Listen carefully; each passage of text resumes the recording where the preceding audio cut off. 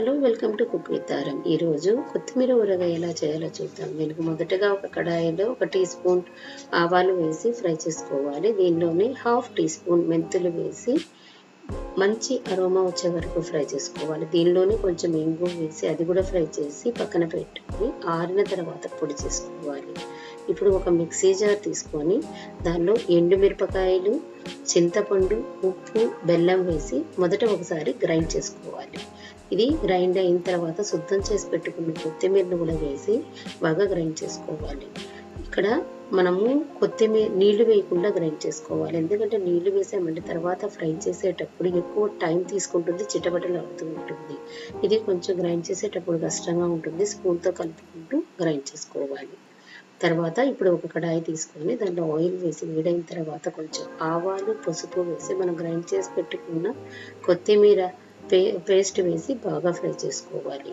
ఇది ఎంతవరకు ఫ్రై చేసుకోవాలి అంటే కొత్తిమీర కలర్ మారి నూనె బయటకు వచ్చేంత వరకు ఫ్రై చేసుకోవాలి.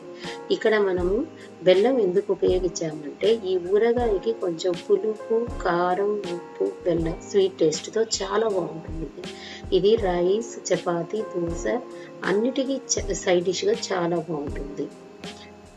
చూడండి, మనము ఇంట్లోనే ఎంత ఈజీగా ఒక ఊరగాయని తయారు చేసుకుంటున్నాం. ఎంతైనా ఎప్పుడైనా home made is the best.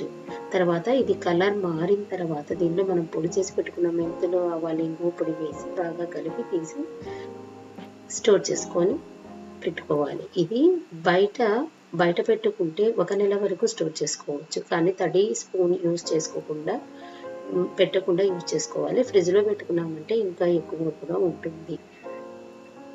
ఇక్కడ కొత్తిమీర కాడలతోటే యూజ్ చేసుకుంటే దాని అరోమా చాలా బాగుంటుంది.